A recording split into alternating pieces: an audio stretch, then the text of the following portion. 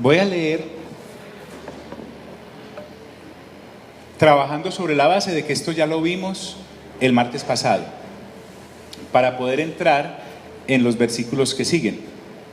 Dice Pablo: yo pues, preso en el Señor, os ruego que andéis como es digno de la vocación con que fuisteis llamados.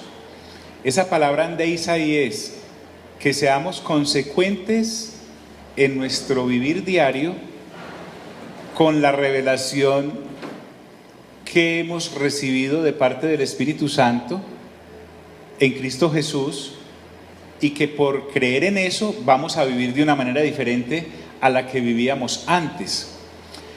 También Pablo le está escribiendo a los creyentes de la época que vivían en un contexto muy parecido al nuestro, créanme, solo que sin internet y sin tanta globalización, pero era exactamente la misma naturaleza humana caída de la cual hemos sido rescatados. Entonces dice: yo pues, preso en el Señor, os ruego que andéis como es digno de la vocación con que fuisteis llamados, con toda humildad, ya explicamos el término, y mansedumbre, ya explicamos el término, soportándoos, ya explicamos el término, con paciencia, ya explicamos el término, los unos a los otros en amor, ya explicamos el término, solícitos en guardar la unidad del Espíritu en el vínculo de la paz, un cuerpo, que es la iglesia del Señor, un espíritu por quien hemos sido incrustados en la iglesia del Señor, como también fuisteis llamados a una misma esperanza, que es su retorno y nuestra convivencia hacia la eternidad con Él, porque a eso hemos sido llamados. También dice: un Señor, el Señor Jesús, una fe en el Señor Jesús, un bautismo, ya vimos que el del Espíritu Santo y aclaramos el del agua para que no haya ninguna duda. Un Dios y Padre de todos, porque todos los seres humanos son creados por Dios, pero no todos los seres humanos son hijos de Dios. ¿Cuáles somos los seres humanos hijos de Dios? Pregunto, Angélica. Lo que hemos creído en Jesucristo. ¿Y qué ocurre cuando creemos en Jesucristo? ¿Somos hechos qué? Hijos de Dios. Pero eso es a través de un viejo nacimiento, de un nuevo nacimiento. Un nuevo nacimiento. ¿Y uno cómo nace de nuevo? ¿Por obra de quién? Del Espíritu Santo y de lavar nuestra mente con el agua de ¿qué? De la palabra. Un Dios y Padre de todos, el cual es sobre todos y por todos y en todos. Pero a cada uno de nosotros fue dada una gracia conforme a la medida del don de Cristo. Y ahí vamos. Cuando estamos hablando acá de la palabra gracia, no estamos hablando de la gracia que hay en Cristo para salvación. Estamos hablando de una función que a nosotros nos ha sido dada.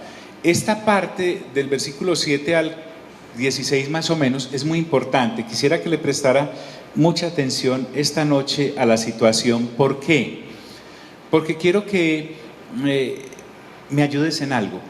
Vamos a pensar 2000 años atrás, es decir, vamos a borrar de nuestra mente todas las religiones que conocemos, incluida la tradicional popular que hay en el país, que se generó a partir del siglo III, y vamos a sacar de nuestra mente por un momento todo lo que son las denominaciones conocidas como evangélicas o protestantes, que se originaron a partir del siglo XV, y vamos a pensar como si estuviéramos en Éfeso. Es decir, en el horizonte no tenemos nada, estamos en el año 30, 40, 60 después de Cristo, más o menos, en que se escribe la carta. Todos estos siglos para acá no existen.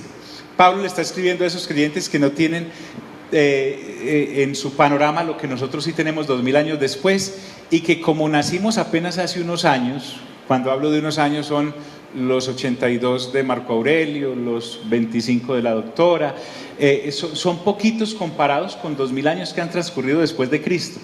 Entonces, hagamos eso aparte. ¿Por qué? Porque resulta que por esa tradición religiosa, cualquiera sea que tú y yo tengamos, se nos ha hecho creer que hay en el cuerpo de Cristo personas más importantes que otras. Cuando hablo del cuerpo de Cristo me estoy refiriendo a la iglesia del Señor, que está conformada por piedras vivas, que somos cada uno de los que hemos creído en Cristo Jesús, seamos hombres o mujeres, pero aquí Pablo va a empezar a hablar de funciones, la función que usted y yo tenemos activa. Por eso es que todavía nosotros, mire cómo todavía tenemos rezagos de la religiosidad del siglo III hacia acá. Y es que pensamos que allá hay una iglesia y entonces pensamos en un edificio. El apóstol nos está refiriendo a eso. Que allá hay unas personas encargadas de abrir esa iglesia, o sea, ese edificio, las puertas, tocar las campanas, oficiar todos los servicios, y que ellos son los responsables de esa situación ahí.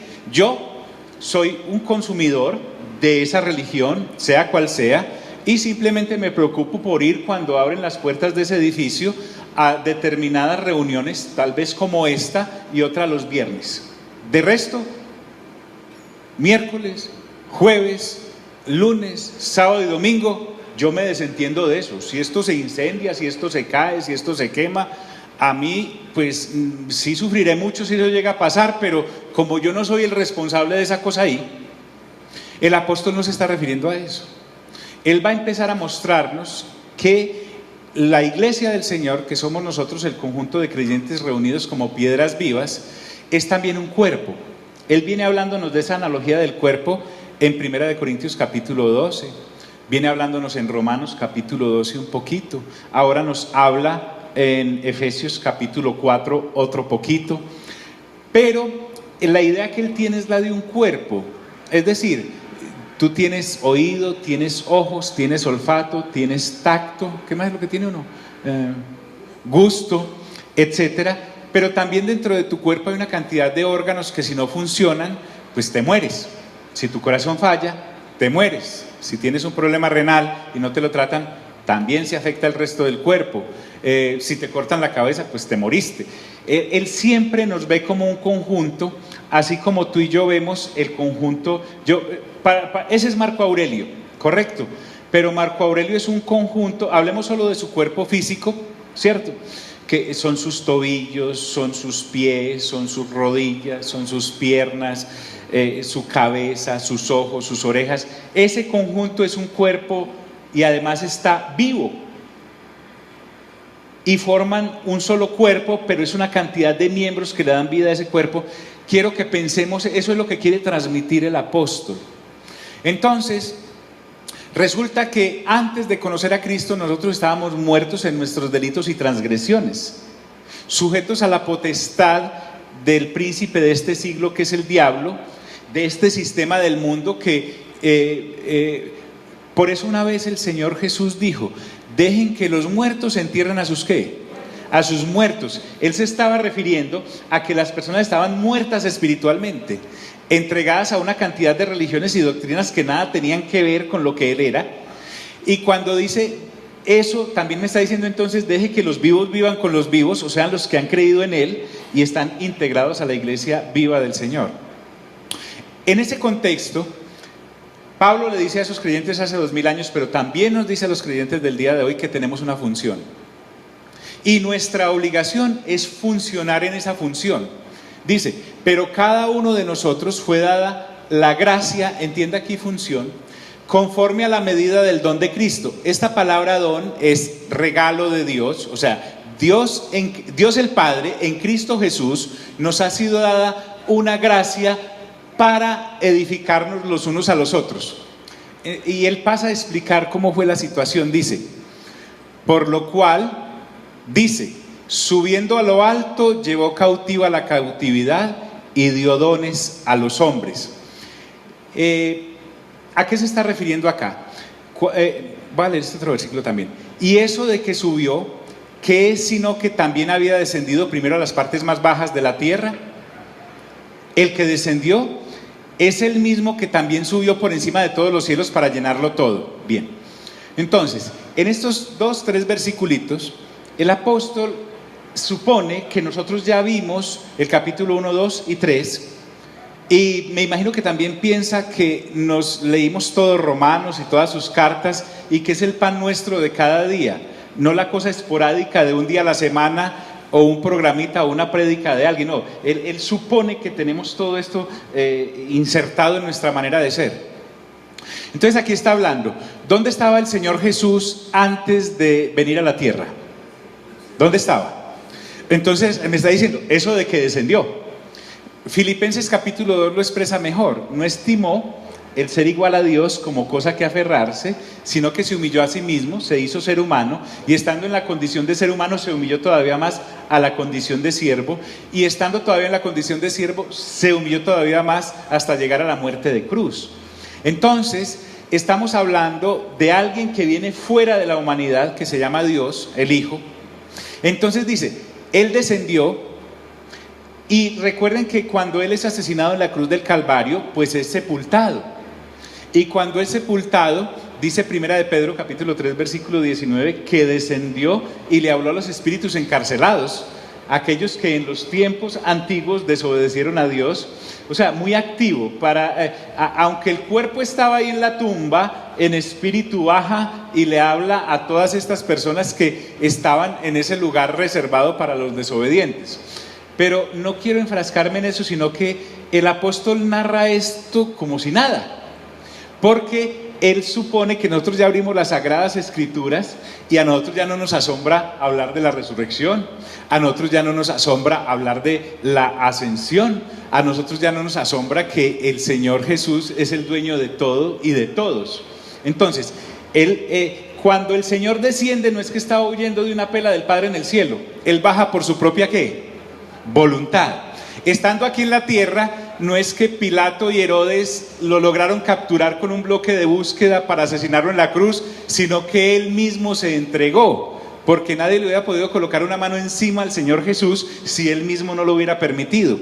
Y cuando lo asesinan en la cruz del Calvario, no es que lo clavaron en la cruz para que no se volara, no, Él estaba cumpliendo un plan y un propósito, y al ser sepultado, no solamente cuando habla de descendió, es el mismo que subió por encima de todos. Perdónenme, retrocedo.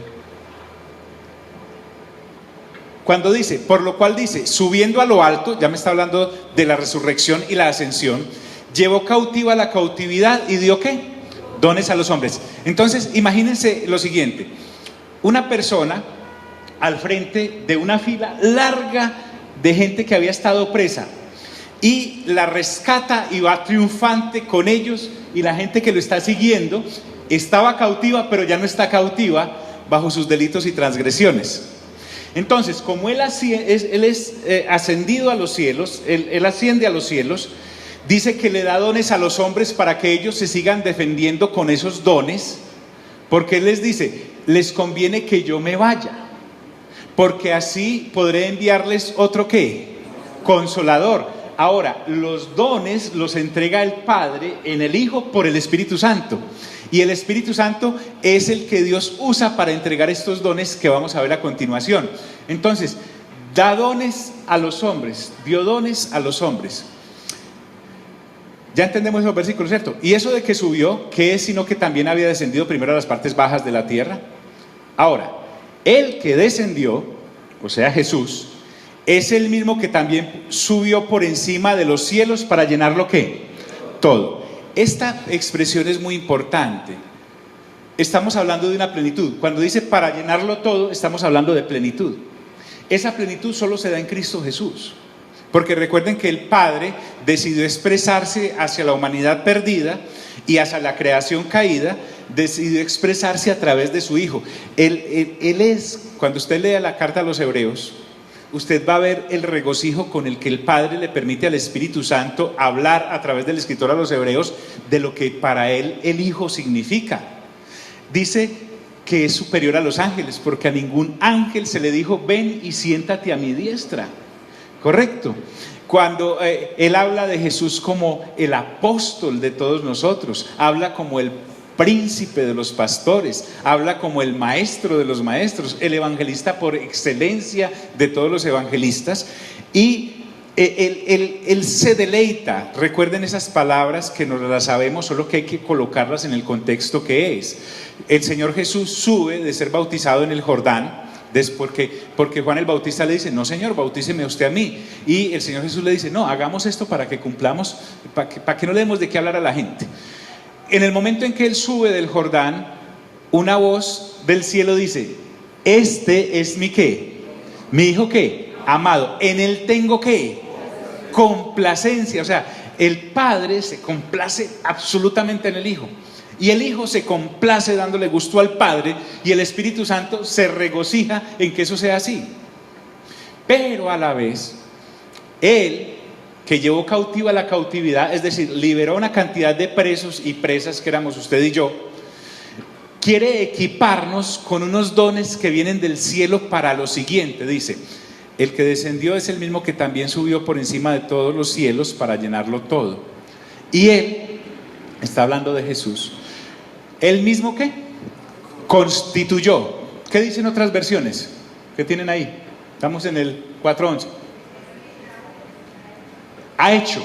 Es decir, este nombramiento de estos dones que vamos a ver acá, no es que nosotros nos reunimos y vamos a decir: usted es apóstol, usted es profeta, usted es evangelista, usted es maestra, usted es pastor. No, es el Señor Jesús. El Señor Jesús decide qué órgano eres dentro del cuerpo de Cristo y qué función vas a desempeñar. Nadie más.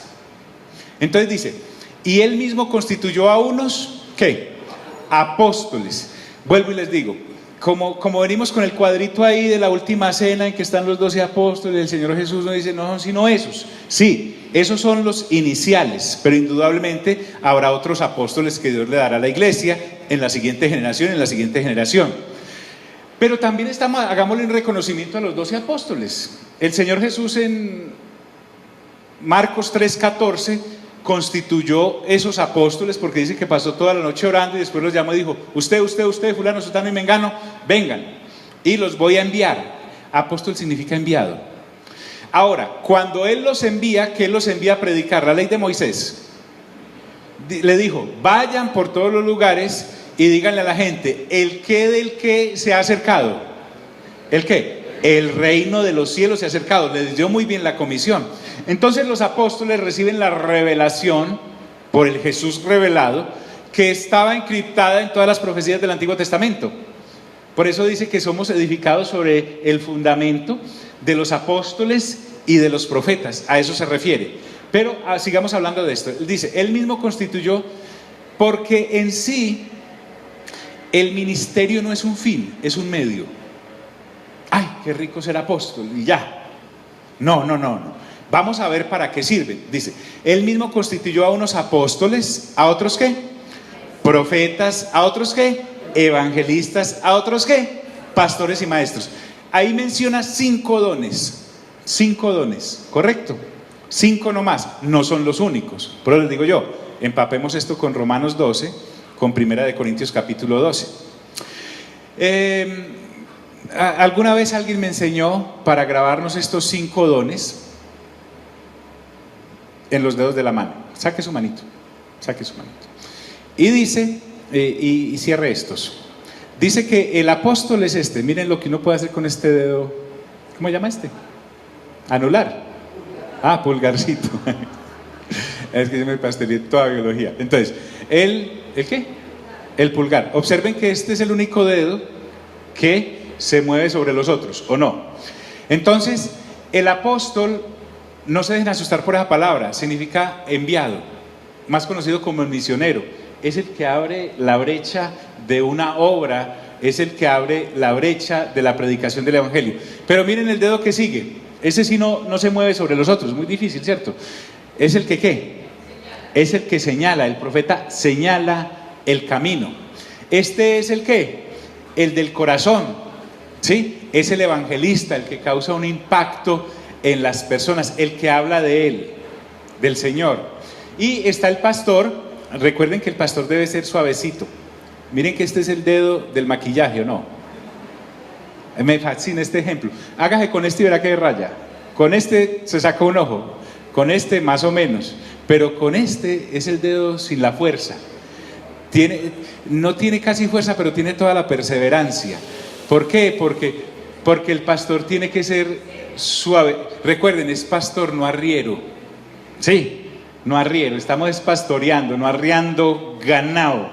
Y el otro es el maestro, el que enseña, y dicen que es el más chiquito, porque a veces es muy vanidoso, porque el que sabe, sabe y es dificilito.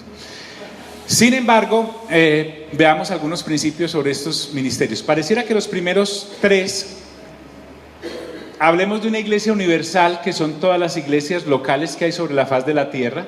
Entonces el misionero puede ir, visitarlas, el profeta puede ir y hablarles de que deben corregir. Por lo general la profecía exhorta, edifica y consuela, y el evangelista anda recorriendo el planeta buscando nuevos creyentes.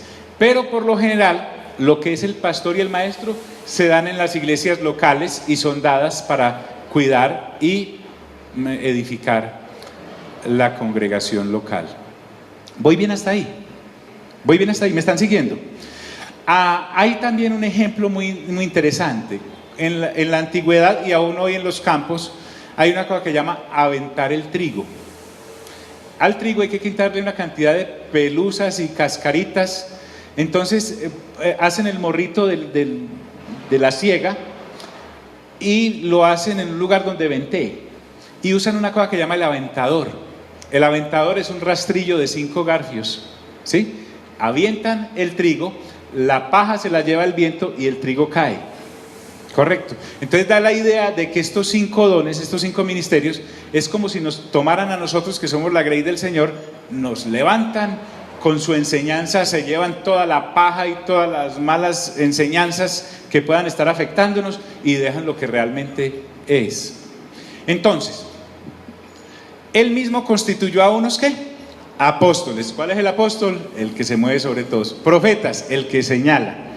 Ejemplos de apóstoles, ya les dije, los primeros 12 apóstoles, los que el Señor eligió, pero también vemos en Hechos de los Apóstoles que a Saulo y a Bernabé los llaman apóstoles.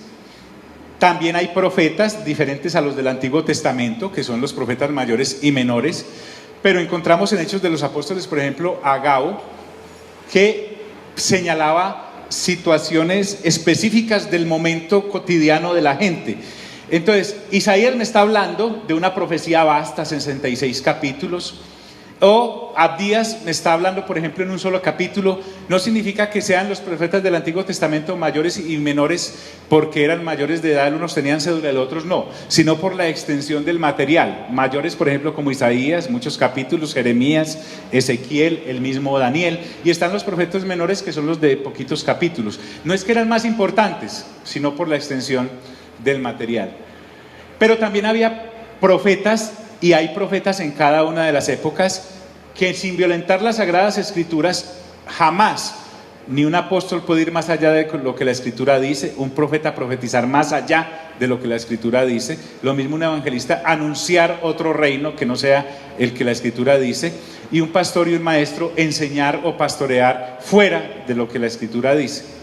Pero había profetas, como les dije, como Agabo, que señaló, por ejemplo, una vez que Pablo iba a ser muy perseguido en Jerusalén, y se ató con un cordón de Pablo y dijo: el dueño de este cordón será, etcétera, etcétera. O también hubo por ahí que profetizó que en los tiempos, en determinado tiempo en Jerusalén habría una gran hambruna, y efectivamente ocurrió en el imperio en los tiempos de Claudio. Bien. Y él mismo constituyó a unos apóstoles, a otros profetas, a otros evangelistas, a otros pastores y a otros maestros. Ese es el don. Pero este don no es, perdónenme la palabra, para chicanear con él, ni para exhibirlo como si fuera más importante una persona. Es más, dentro de nosotros estos 5 ministerios o dones tienen que estar presentes.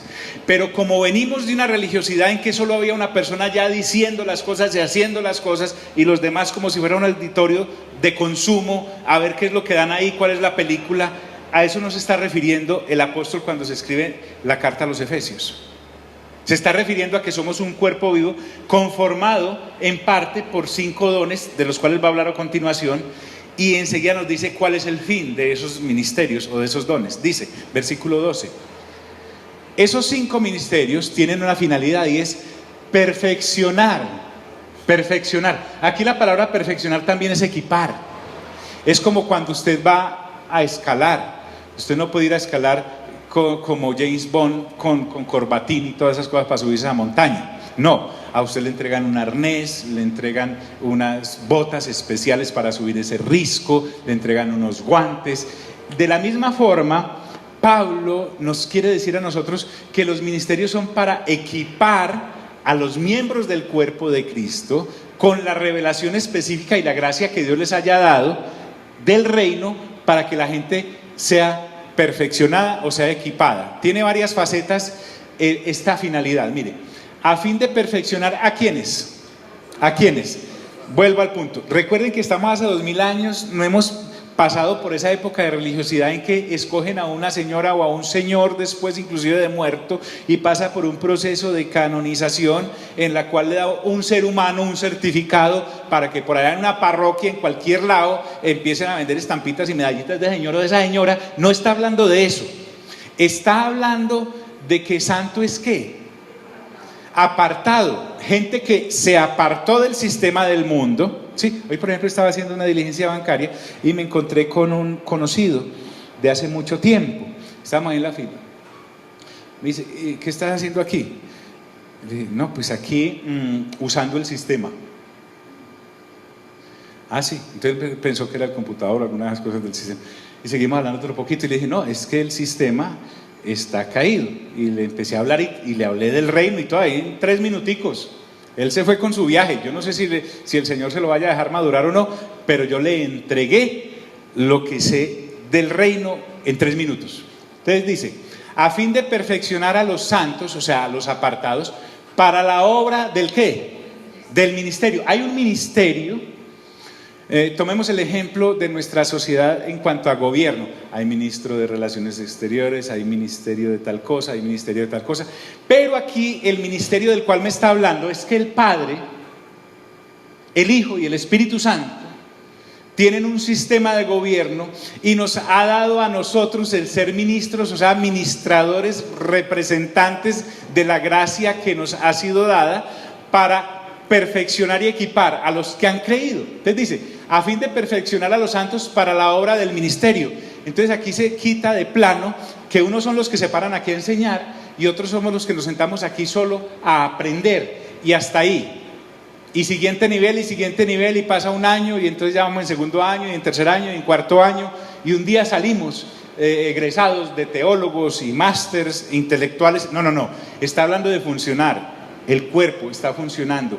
Nosotros somos los encargados a la vez de que una vez somos equipados de ir a perfeccionar a otros.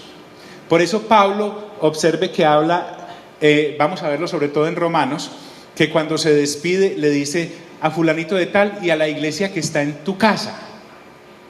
No es la iglesia que ese señor tiene en la casa, sino que la iglesia del Señor está en la casa de ese señor. ¿Por qué? Porque olvídese el edificio. La iglesia, hoy escuchando la carta a Timoteo, la primera y la segunda, dice que la casa del Señor somos nosotros.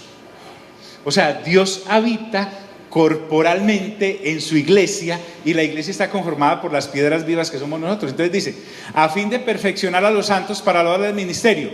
Entonces hay una finalidad que es equipar, hay una finalidad que es ser equipados para la obra del ministerio. Ya sabemos cuál es el ministerio. Recuerden, 1 Corintios capítulo 15, versículo 1, 2 y 3, los 3 clavos de nuestra predicación. Primero, que el Señor Jesús fue asesinado en la cruz del Calvario conforme a ¿qué? A las Sagradas Escrituras. Que fue sepultado conforme a ¿qué? A las Sagradas Escrituras. Y que resucitó conforme a ¿qué? A las Sagradas Escrituras. Esa es la predicación nuestra. Pero esa predicación nuestra tiene muchas cosas que se deben ir contando, como el Evangelio del Reino, las autopistas de la carne, las autopistas del Espíritu, que debemos leer la palabra de Dios. Porque ¿dónde más? Dígame, es que ni en religión, en el colegio le dicen a uno que lea la Biblia, lo ponen a leer una cantidad de cartillitas y de encuestas y de cosas, pero realmente la palabra de Dios en sí como es, no la leemos. Porque para leerla, para uno alimentarse de la leche espiritual no adulterada, primero tiene que nacer ¿de qué? De nuevo, muy bien. A fin de perfeccionar a los santos para la obra del ministerio. Y aquí viene, para la edificación ¿de qué? Del cuerpo de Cristo. Entonces nos asemeja a obreros. Si tiene alguna duda, asómese con cuidadito que no vaya a ir ese hueco en el día. y mire la cantidad de personitas que hay trabajando, unos construyendo las columnas, otros doblando el hierro, otros abriendo los huecos, otros vaciando el concreto, otros montando esa pluma que ahí está ya revoloteando ahí, otros trayendo en camiones, otros llevándose la tierra que no sirve. Cuando habla de edificación, es que el cuerpo de Cristo siempre está en crecimiento. Pero nosotros, aunque tenemos la fortuna de tener al apóstol Pablo en esta carta, por ejemplo, a los Efesios, hablándonos todavía aún desde la tumba, ¿sí? Porque Dios es un Dios de vivos y no de ¿qué? Y no de muertos. Indudablemente tiene que tener personas físicas que han nacido de nuevo en esta generación que somos usted y yo, listos y perfeccionados para poderle explicar a otros qué es ser cristiano. No estar ahí pasivos. Entonces dice, a fin de perfeccionar a los santos para la obra del ministerio, para la edificación ¿del qué? Del cuerpo de Cristo. Entonces vuelvo al punto. Usted mañana va al colegio, a la universidad, a su grupo de amigos o amigas, ¿sí? Y les dice, ve, ¿qué estás haciendo? No, últimamente estoy perfeccionándome, me estoy equipando, ¿sí? ¿Y para qué? No, pues me estoy equipando como santa o santo en el ministerio. Sí, pero ¿cómo así? ¿En el ministerio de qué? Y le va a decir, no, pues es que además estoy edificando. ¿Y qué estás edificando? Pues el cuerpo de Cristo. ¿Qué le va a decir el que no ha nacido de nuevo? Loca, la perdimos, ¿sí o no? Lo perdimos. Pero si además usted está hablando con una persona que sí nació de nuevo, pero no ha abierto la palabra de Dios y está renovando su mente con la lectura juiciosa de la palabra, va a quedar en las mismas. Pero nosotros que sí hemos ido avanzando, prueba de eso es que aquí estamos, sabemos qué es lo que Dios por fin está haciendo con nosotros en esta generación. O sea, Dios no me trajo para ser ingeniero, Dios no me trajo para casarme, Dios no me trajo para tener hijos, Dios no me trajo para viajar, Dios no me trajo, no. El asunto triste nuestro es que hemos hecho de cosas que son medios fines. Entonces, llega alguien y funda una empresa y le fracasa, y como ese era su fin, se le acabó la vida. Llega alguien y se casa, y ese matrimonio sale o no sale adelante, y entonces resulta que se le acabó su vida, porque es que mi mamá y mi papá me dijeron que era para eso. No estamos hablando de eso. Estamos hablando de que nosotros tenemos un fin que es la eternidad, en compañía de Padre, Hijo y Espíritu Santo, como dice ahí en Apocalipsis, pero que a la vez mientras estamos acá formamos parte de un cuerpo que es la iglesia del Señor, que es un cuerpo vivo y que estamos siendo equipados para eso. Ya que yo sea ingeniero, médico, ama de casa, paracaidista, lo que usted quiera, es simplemente algo que estamos haciendo acá, pero esa no es nuestra finalidad. ¡Qué gran libertad! Por eso dice, a fin de perfeccionar a los santos para la obra del ministerio, para la edificación del cuerpo de Cristo. Entonces no solamente ser perfeccionados, sino que hay también otra parte dentro de esa finalidad. Mire la finalidad que tiene Dios con nosotros, ya no solo como criaturas, sino como hijos e hijas. Dice, hasta que todos, mire, es fabuloso eso, porque si uno se pone a mirar, dice, no, aquel no llega, aquella no llega. Pablo no tiene esa concepción, porque es que yo cuando voy con el cuerpo no le puedo decir al páncreas, ¡hey, quédate ahí! Sí, o por ejemplo, los que corremos o hacemos algún ejercicio, pues el que se cansó ahí se quedó y volvemos por él después. Yo no le puedo decir a una pierna, esperanos. La idea de él es un cuerpo, porque si no llegamos todos, no llegamos.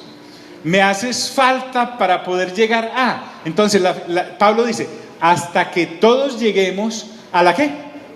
A la unidad de la fe. Esta fe acá no es la fe para conseguir cosas. Esta fe acá, la unidad de la fe es saber por qué el Padre nos llamó en Cristo Jesús, que es la descendencia que le habló a Abraham, y que todos los que creamos en ese descendiente que fue predestinado para eso, también entonces formamos parte de esos predestinados, no porque Dios me llamó, John Freddy, venga para esto, sino que por creer en Cristo Jesús paso a ser. Entonces dice, a la unidad de la fe, y aquí viene, del conocimiento del Hijo de Dios. Entonces, el Salmo 151 lo resume de esta manera, o 150 dice, y todo lo que respire, alabe al Señor. Entonces, cuando él está hablando de todo lo que respire, es de la raza humana, pero aquí la verdadera esencia, la verdadera madurez y la verdadera sabiduría de cada uno y cada una de nosotros, tenga muchos años como Anderson o poquitos como Álvaro, la idea de Dios es que el grado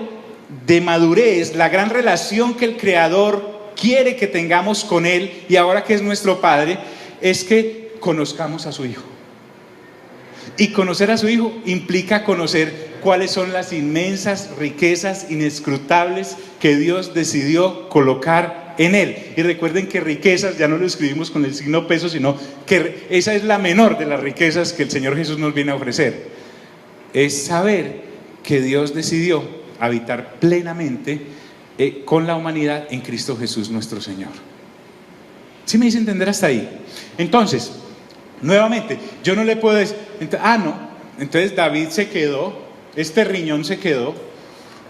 No, como él forma parte del cuerpo, todos debemos edificarlo. Todos debemos edificarlo.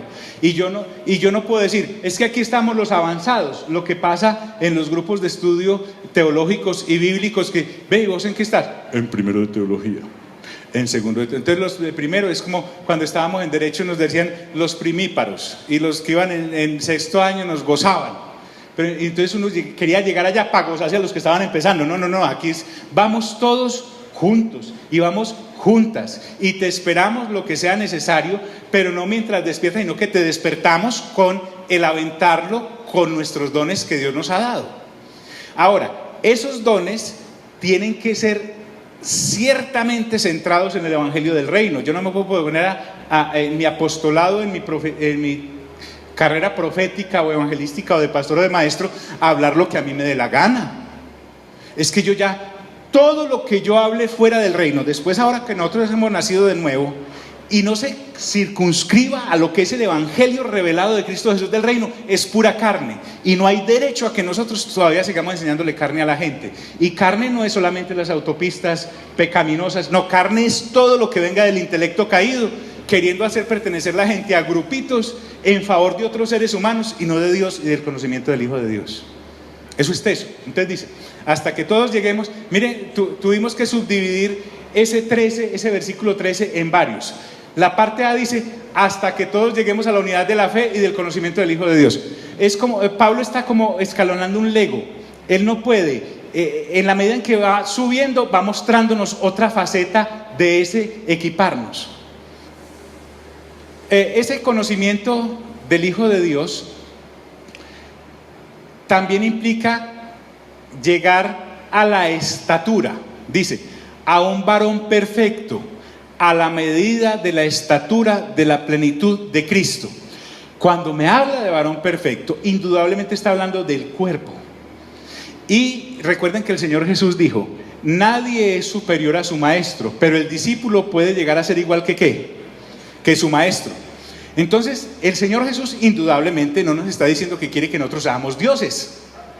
Aunque Él una vez, cuando se hizo hijo de Dios y los fariseos lo iban a apedrear, le respondió con el Salmo 82:6, que le dijo que yo os hago dioses a vosotros, pero Él no estaba refiriendo a deidad, a que nos estaba haciendo dioses a nosotros, sino que podíamos ser partícipes de la esencia de su carácter, de ser como Jesús en cuanto a carácter. Por eso dice, a un varón perfecto. La perfección sí existe. Se está refiriendo a la perfección de Mateo capítulo 5 versículo 48, que dice, mas ustedes sean perfectos como vuestro Padre que está en el cielo es ¿qué? Perfecto.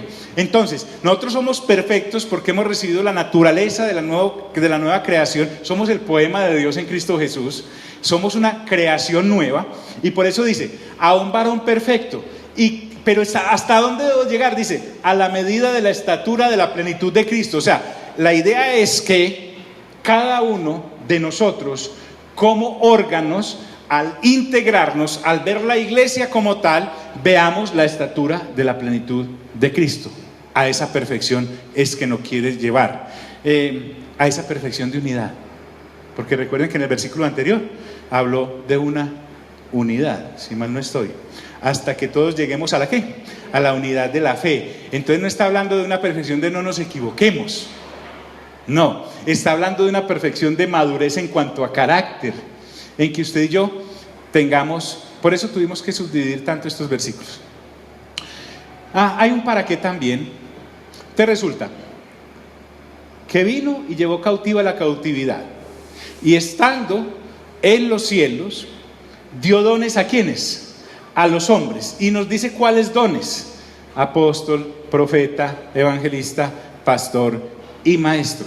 Pero no es solamente para que tengamos dones y salgamos en la bicicletica del don, no, dice que eso es para perfeccionar, o sea, para equiparnos entre nosotros.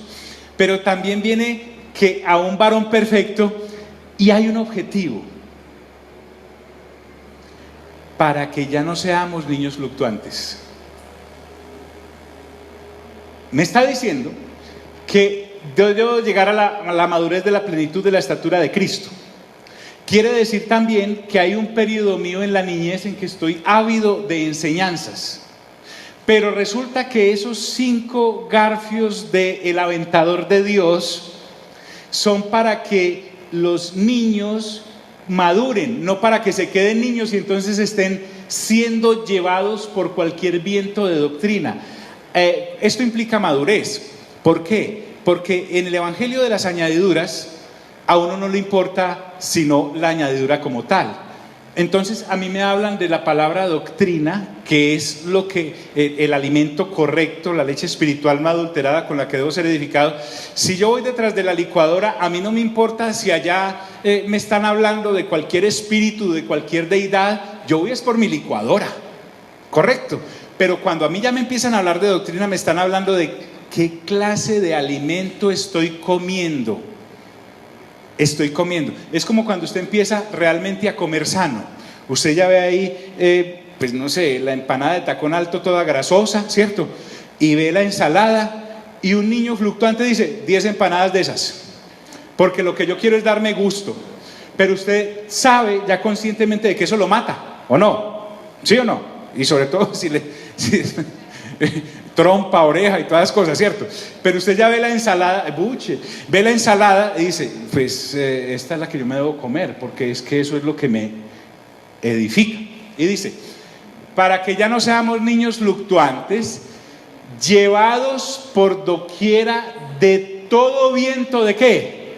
De doctrina. Observe cómo es un niño en cuanto al asunto del cristianismo. Ay, no ve. Vamos por ahí, que es que me dijeron que hay una señora que hace milagros. Vamos por ahí, que es que allí me dijeron que hay un señor que le dice a uno lo que uno hizo. Que vamos por allí, que es que se aparece un ángel, y ese ángel entonces le dice a uno: ángel de la guarda, me dice: compañía, no me pase.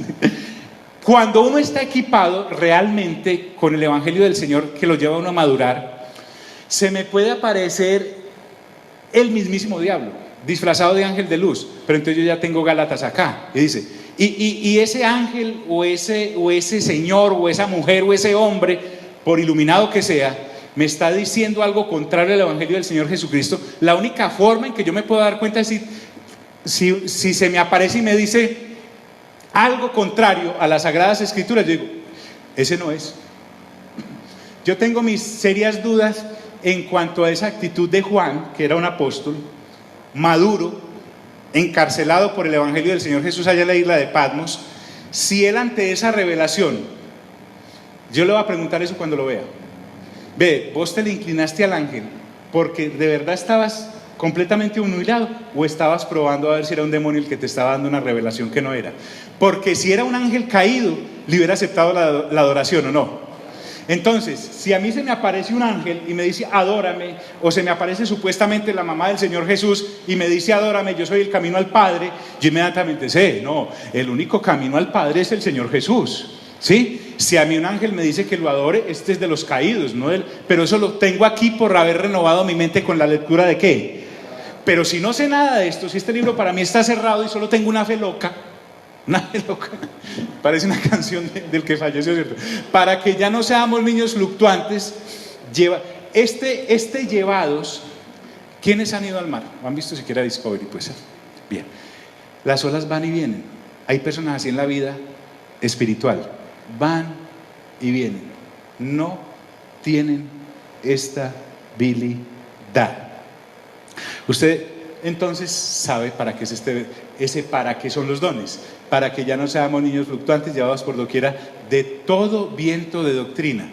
El asunto con otras doctrinas es que viene ligado a la carne, porque el que predica otras doctrinas es carnal, porque todo lo que enseña viene de su intelecto, más no de la revelación de Dios. Dice, esos vientos de doctrina, dice, por estratagema, esto es engaño. Esta palabra estratagema, que quiere decir engaño, ardid, por estratagema de hombres, o sea que hay gente que conscientemente engaña a otros. Dice, por estratagema de hombres que para engañar emplean con astucia las artimañas del error. Entonces, conscientemente están siendo ellos engañados y a la vez están engañando a otros. Y de eso hay así. Pero mira, se hace milagros. Entonces yo ya sé, pues los demonios también. Porque recuerden que el Señor Jesús dijo que vendrá gente haciendo milagros en mi nombre para engañarlos. Mateo capítulo 24, 25 y 26. Que vendrá gente que en los postreros días tendrá doctrinas de demonios. O sea, apartados de lo que es la sana doctrina, por estratagema de hombres que para engañar emplean con astucia las artimañas del error. Y dice, sino que siguiendo la verdad en amor. Ahora, ¿quién es? Aquí no es, en el Evangelio de Juan le dice, en la segunda carta de Juan habla mucho del amor, o en la tercera, pero el amor y la verdad acá se resumen en una sola persona, que es Cristo Jesús. Entonces, ya el apóstol me está diciendo, ya no sea, estos ministerios, estos dones son para que ya no sean niños que estén llevados de acá para allá. Entonces no es solamente para convertirme en el guardián de la verdad, sino para seguirla. No es para detectar solamente al que me está engañando y su doctrina engañosa, sino que me dice que debo seguir la verdad en amor. Y como cuerpo, crecer en todo, en aquel que es la cabeza, esto es Cristo. Es que en Cristo está todo lo que yo necesito y lo que Dios necesita de mí. En eso se trata el conocimiento. Por eso te digo, para entender esto hay que nacer de nuevo, porque el que no nace de nuevo ni puede entrar, ni lo puede ¿qué? Ver. Y finaliza diciendo esta partecita, de quien todo el cuerpo, o sea, nuevamente, Efesios 10 por 3, 30, mínimo 30 veces está la expresión, en Cristo, por medio de Él, en Él, para Él, con Él, juntamente con. Aquí dice que este crecimiento, como Él es la cabeza, el cuerpo crece bien concertado, dice, sino que siguiendo la verdad en amor, crezcamos nuevamente, madurez, en todo, no en algunas cosas, en todo, en aquel que es la cabeza, esto es Cristo. Pablo dice, sed imitadores de mí como yo de Cristo. Como yo de Cristo. Pablo podía decir con confianza, imítenme, que yo el que estoy siguiendo es Cristo. El que me siga a mí está siguiendo a Cristo. El asunto es que los que con engaño y artimañas de error nos seducen, están siguiendo otras cosas y podemos estar siguiendo al que no es. Por eso la Biblia dice, por sus frutos los conoceréis. Y nuevamente el Padre se centra en Cristo porque dice, de quien todo el cuerpo bien concertado y unido entre sí por todas las coyunturas que somos nosotros, se ayudan mutuamente. Trate de ser un poquito consciente de lo que hace su cuerpo de manera diaria. Mire, usted llega a la hora del desayuno y come, usa la boca, entonces también usa la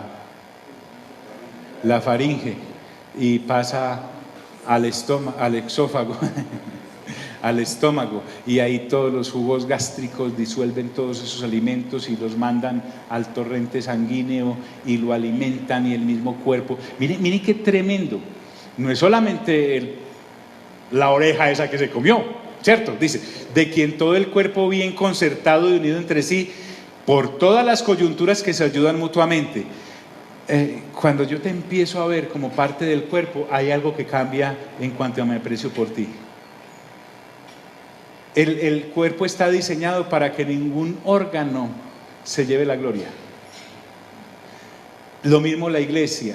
Dios distribuyó de tal manera las cosas que la revelación no puede venir por uno solo, tiene que ser por todos. Y entonces yo me edifico con la revelación que Dios te da a ti, y tú te edificas con la revelación que Dios me da a mí, y hacemos de eso un conjunto, y entonces avanzamos. De quien todo el cuerpo bien concertado y unido entre sí, por todas las coyunturas se ayudan mutuamente. Y vuelve al punto, según la actividad propia de cada miembro. Entonces yo debo aprender a reconocer, el hombro debe reconocer que él no ve, el que ve es el ojo, y el ojo debe reconocer que él no es el que carga es el hombro, y tanto el uno como el otro se necesitan. Ahora, es tan lindo que toda esta conciencia que tengo del cuerpo la tengo a través de ¿qué? De la cabeza. ¿Y quién es la cabeza? Cristo. Cuando un hombro mira directamente a una rodilla dice, tan rodillona, ¿cierto?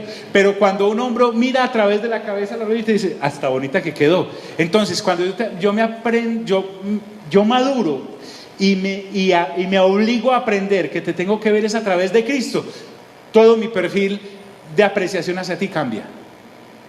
Entonces dice, según la actividad propia de cada miembro, recibe su crecimiento para ir edificándose nuevamente ¿en qué? En amor. Este es el aceite del cuerpo de Cristo, el amor, porque el amor cubre multitud de faltas, el amor cubre multitud de pecados. Además no está hablando del amor que tú me puedas despertar o que yo te pueda despertar a ti, sino del amor que te debo, porque Dios es amor, y ese amor ágape es el único que dice, no debáis a nadie nada, sino el amaros ¿qué? Los unos a los otros. Haría muy bien, por favor, en pedirle al Alvarito que le envíe la charla del viernes. Entonces dice, según la actividad propia de cada miembro, etcétera. Sí, claro. Sí, hágale pues.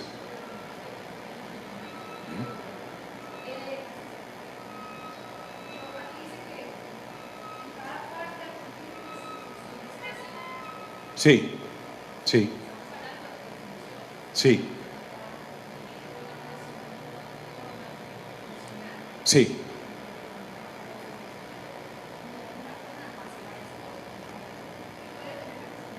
Sí, mira, mientras se abre una obra, el que es enviado tiene que funcionar como profeta para señalarle a través de la predicación el camino a la gente. Como evangelista, para ir a anunciarle el evangelio del reino a la gente. Como pastor, mientras se levantan pastores para cuidarlos mientras hay que pastorear a la gente. Y como maestro, para enseñarle mientras se levantan los respectivos maestros en ese cuerpo local. Sí, ahora, lo ideal es que eso no se quede ahí, sino que hemos sido direccionados por Dios para que los ministerios funcionen completamente. Y nuevamente es solo una muestra. Bien, dejemos ahí porque a partir del versículo 17 entra en otro escenario Efesios. Vamos a estar en pie y oremos. Padre, gracias por este tiempo tan especial, Señor, en el que nos permites abrir tu palabra y poder entender más cosas de las que nos quieres revelar en Cristo Jesús. Gracias por todos y cada uno de los que hemos venido, pero también por todos y cada uno de los que a través de estos que hemos venido podamos implantar en ellos el evangelio del reino y verlos crecer como piedras vivas en la iglesia viva, que nada tiene que ver con edificios, ni con religiones, ni con denominaciones, sino con haber nacido de nuevo, y por haber nacido de nuevo ver y entrar y poder dimensionar lo que tú nos has entregado en Cristo Jesús, Señor nuestro. Salimos de este lugar, mas no de tu presencia, y permite, Señor, que se despierte en nosotros unas ganas irresistibles de escuchar tu palabra, de leer tu palabra juiciosamente, desde Mateo hasta Apocalipsis, siquiera 5 capitulitos diarios, Señor, no importando si entendemos o no, sino para coger el panorama global en la primera lectura del Nuevo Testamento y después volverlo a leer y ver más como nos has estado mostrando a todos y cada uno de nosotros. En el nombre de Cristo Jesús, amén y amén. Dios nos bendiga a todos.